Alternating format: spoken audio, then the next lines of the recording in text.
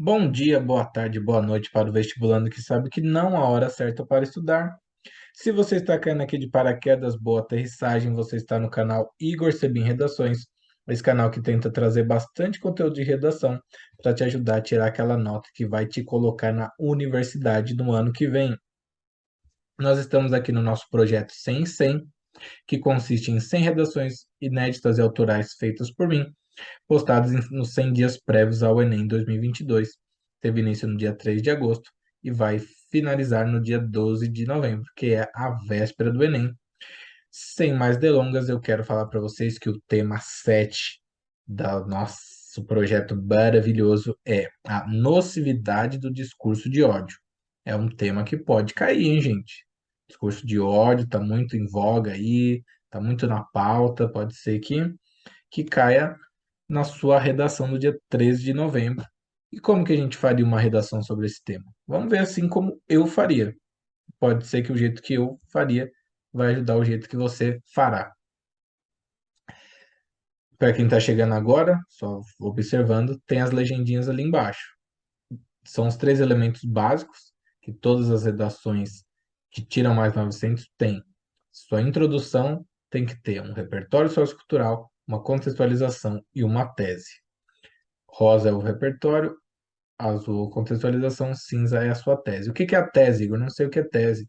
São duas causas ou duas consequências, dois caminhos pelos quais você vai seguir para desenvolver a sua redação até a conclusão.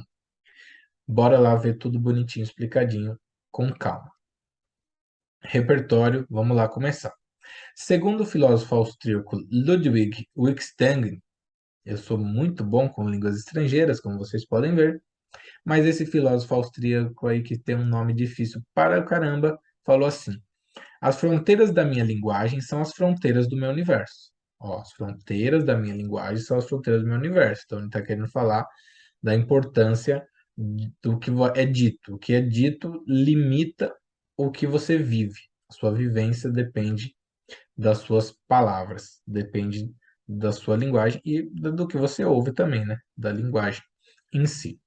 Tá bom, mas essa frase aí não ajudou em nada. Vamos contextualizar? Vamos contextualizar.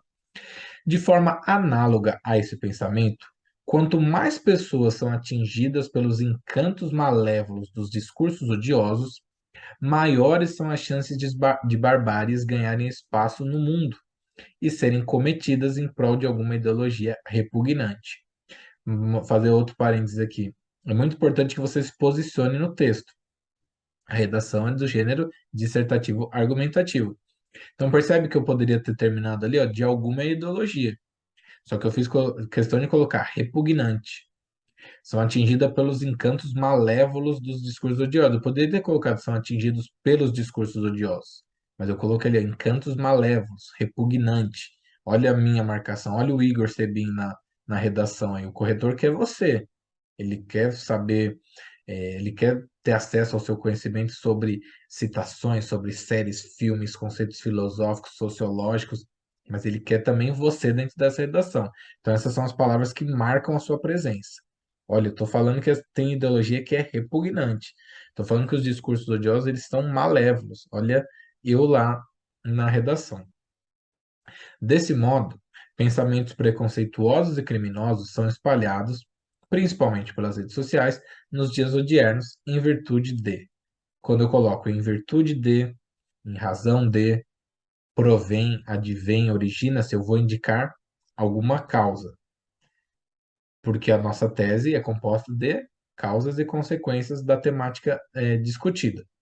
Em virtude de fraquezas internas dos indivíduos. Então, esse é o meu argumento um, que a nocividade dos discursos de ódio, os discursos odiosos, eles provêm dessas fraquezas internas desses indivíduos. E, consequentemente, consequência, uma causa, perpetuam visões retrógradas incompatíveis com a evolução da percepção coletiva sobre o outro. Duas coisas. Uma causa e uma consequência. Tem problema, Igor? Você não tem que ser duas causas ou duas consequências? Não, de forma alguma. Você pode colocar uma causa e uma consequência. Como eu disse, são dois caminhos pelos quais eu tenho que percorrer essa estrada do desenvolvimento até chegar lá na conclusão, onde vai finalizar essa bifurcação, e aí a gente vai ter de novo um caminho só, que é a nossa conclusão. Então, beleza. Outra coisa, mais uma marcação, ó. Perpetuam visões retrógradas incompatíveis com a evolução da percepção coletiva sobre o outro. Eu estou falando que essas visões são retrógradas e incompatíveis, mais palavrinhas aí que marcam a minha presença no texto. Então, beleza, tem uma introdução colorida, tem uma introdução com 3 cores, tem uma introdução completa. Então, eu já posso partir para o meu D1, que tem lá 4 elementos básicos. Os parágrafos de desenvolvimento têm 4 elementos básicos: tópico frasal, repertório sociocultural, a elaboração do argumento e a sua conclusão. Você está vendo ali as 4 cores. Tópico frasal é aquela coisa assim: vamos começar essa bagaça, vamos começar tudo que eu tenho para dizer. Eu vou dar uma introduzidinha de leves aqui no tópico frasal. Em primeira análise, a existência de tanta ojeriza entre os homens contemporâneos assusta quem sonha com o alcance do mais alto nível de civilidade global em um futuro próximo. Beleza. Coloquei aí esse comecinho. Então agora eu preciso de um repertório. Conforme o filósofo holandês Baruch Spinoza, o ódio é a tristeza acompanhada da ideia de uma causa exterior. Nossa, essa frase do Spinoza ainda vai virar uma camiseta minha. Repertório sociocultural cheque, então, né? Beleza. Agora vamos ver o que esse Igor Sebin tem para dizer. Sob essa perspectiva, ratifica-se a relação entre insatisfação pessoal e ira, sendo esta direcionada a indivíduos ou grupos teoricamente culpados pelos males causadores de fracasso, tristeza ou impotência, visto que poucos têm coragem de assumir suas falhas e buscar artifícios para corrigi-las pelos meios adequados. Elaborei meu argumento. Antes de comentar, eu vou ler a conclusão primeiro. Concluindo, dessa forma, quando uma nação possui milhões de desempregados, por exemplo, os estrangeiros bem-sucedidos são apontados como motivo da falta de trabalho para os nativos, o que tem por corolário manifestações raivosas, perseguições, agressões e homicídios. Beleza, vamos lá por partes que eu falei muita coisa e agora eu preciso te explicar mais ou menos como que eu montei esse parágrafo. Então eu comecei lá. Há muito ódio entre os homens contemporâneos, e isso assusta quem sonha com esse alcance mais elevado de civilidade global. Aí o Spinoza falou que o ódio é a tristeza acompanhada da ideia de uma causa exterior. Então, o que que esse grande filósofo holandês queria dizer? Eu sentir ódio de algo significa que eu estou triste e eu pego e tento relacionar essa minha tristeza a alguma causa exterior.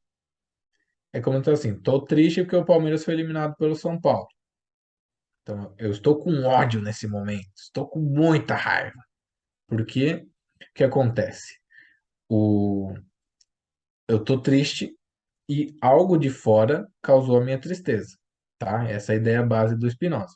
Quando você coloca na nocividade do discurso de ódio, você coloca o quê? Que um discurso odioso contra um grupo ele é uma tristeza interior comparado a uma ideia exterior. Então eu tô triste. Por que que eu tô triste? Ah, eu sou brasileiro e não tenho emprego. Eu sou estadunidense e não tenho emprego. De quem que é a culpa?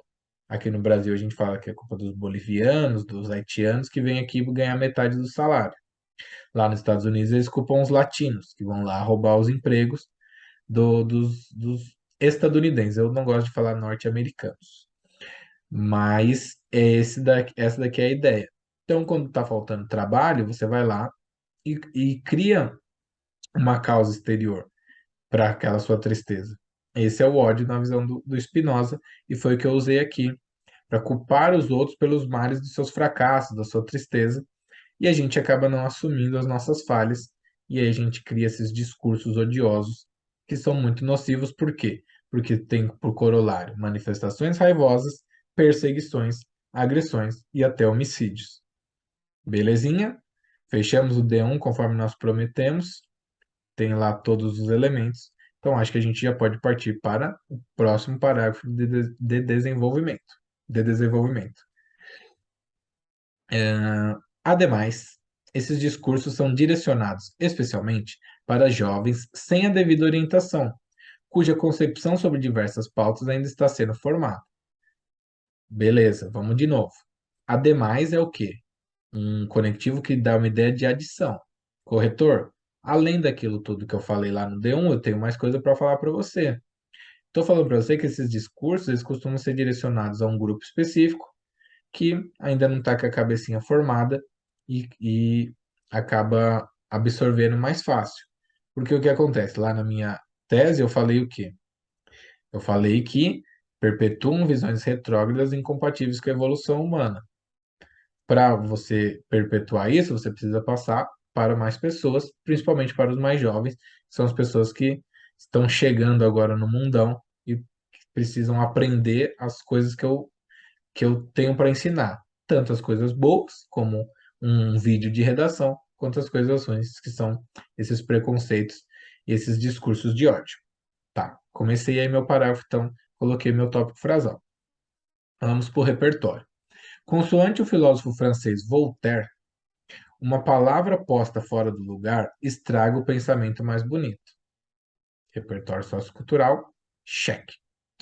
Nessa conjuntura, pessoas de má índole exploram necessidades básicas do bem-estar individual, senso de identidade, uma comunidade, um propósito, e conquistam adeptos ingênuos, cuja curta vivência não os blinda contra movimentos voltados à extinção de pessoas diferentes, feitos nazistas e os jihadistas.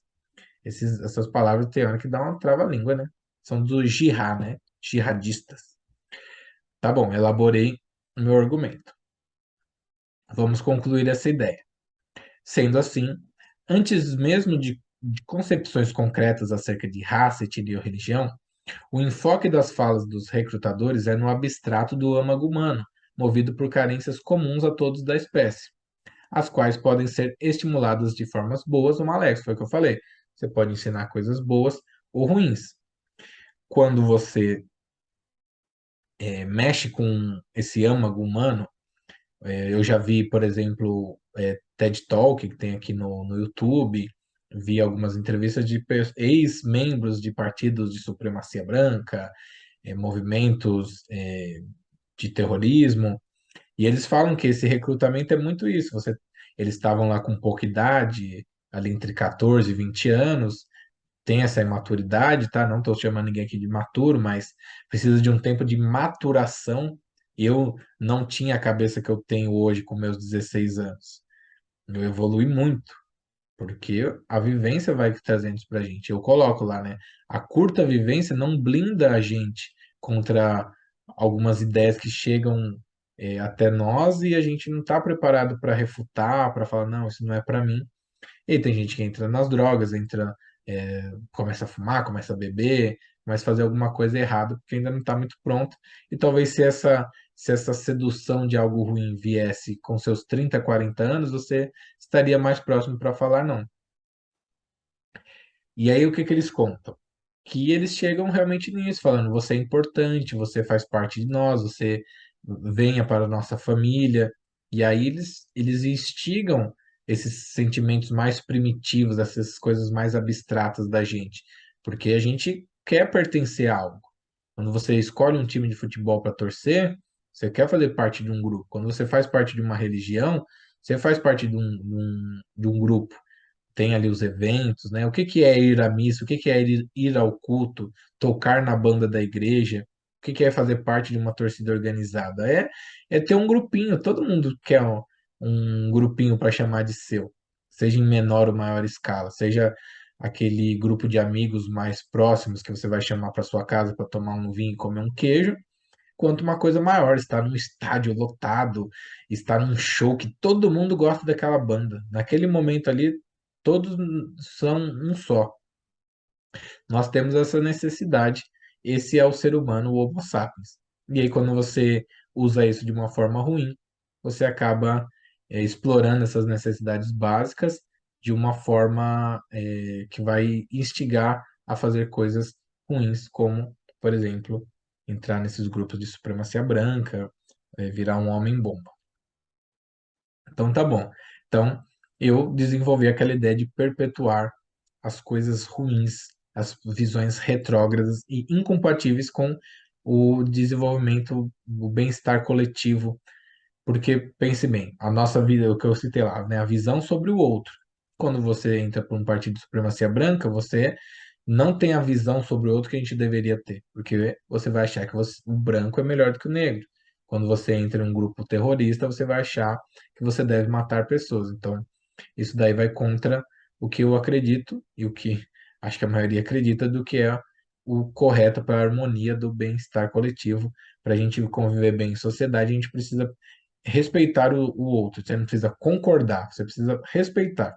Ainda que as opiniões sejam divergentes, os comportamentos, os costumes, desde que haja respeito, a gente consegue, cada um no seu quadrado, conviver de forma bem legal.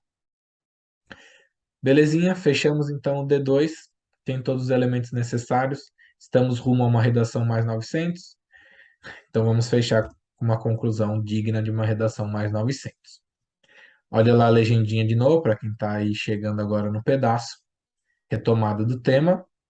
Portanto, os perigos dos discursos de ódio estão atrelados à suscetibilidade do público-alvo e às consequências trágicas de sua efetividade, porque tem por objetivo findar vidas a partir de ideias deturpadas. Retomada do tema. Ó. Falei da nocividade, é o quê? Perigos dos discursos de ódio. O tema está ali. Estão atrelados o quê? Suscetibilidade do público-alvo.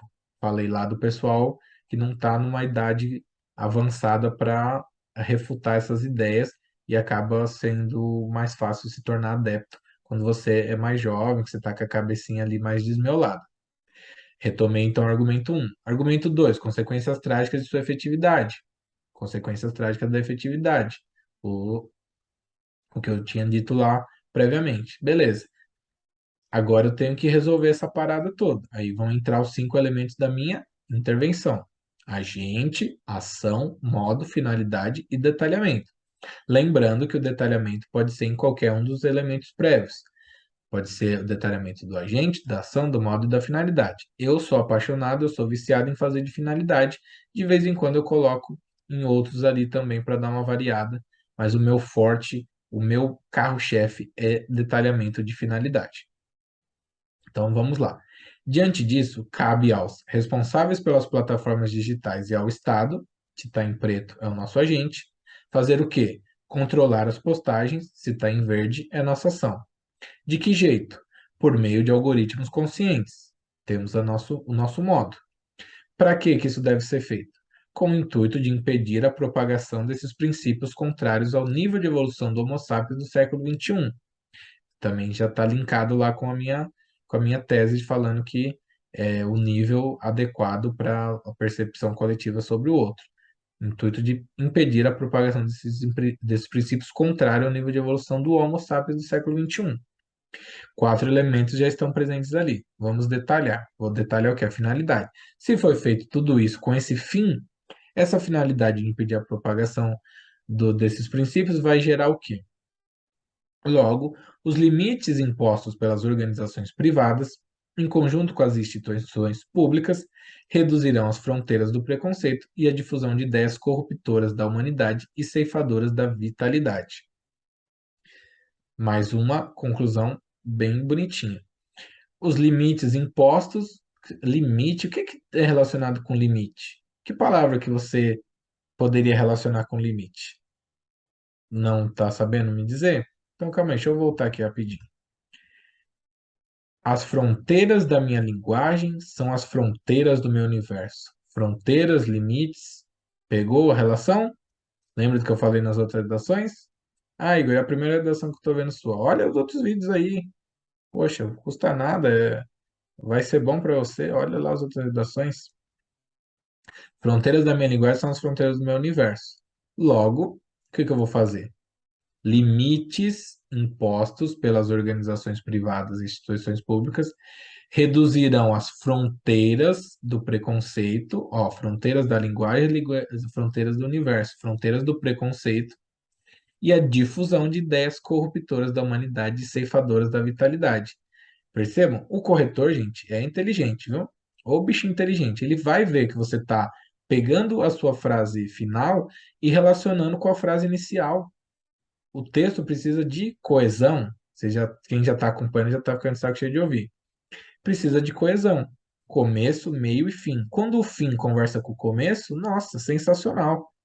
fica maravilhoso. Então, sempre tente usar um repertório lá no começo, e quando você for fechar com chave de ouro a sua redação, volta lá no começo e fala, calma aí, deixa eu ver o que eu usei. Aí eu usei a série tal, eu usei a música do meu cantor preferido, eu usei o meu filme preferido, eu usei o meu livro preferido, eu usei uma alusão histórica. Pega esse repertório sociocultural do começo e tenta. Às vezes não dá, né? Dessas 100 redações que eu vou trazer aqui, não tem todas, porque às vezes não dá. O da infodemia mesmo, que eu trouxe aqui, que foi a redação de número 3, não teve como, porque eu coloquei a definição do que é infodemia e aí ficou difícil de linkar no final. Mas sempre que puder, sempre que for uma frase, pega duas, três, quatro palavrinhas ou pega a ideia ali daquele repertório e aplica depois na sua finalização da sua redação, que o corretor vai ver, vai falar, poxa, esse cara aqui é bom, esse cara aqui merece mais 900. Beleza? Então fechamos mais uma redação. Espero que vocês tenham gostado. Quem gostou, dá o joinha, se inscreve no canal, ative as notificações para que você consiga acompanhar assim que eu publicar, você já consegue acessar aí o vídeo. Se você não gostou, acha que essa redação não merece mais 900, comente aí por quê, onde que você descontaria mais de 100 pontos dessa redação, e aí a gente consegue melhorar para os próximos vídeos. Pode fazer essa crítica construtiva, então, de forma educada, que é sempre bem-vindo quando você se posiciona dessa forma. Links importantes na descrição para os interessados, para quem gostou, para quem quer expandir um pouquinho o que está acontecendo aqui no YouTube. Tem outros métodos, você olha lá na descrição e descobre como. E a Cecília Meirelles disse que há mil maneiras de se colaborar na obra da educação, há terreno para todas as vocações.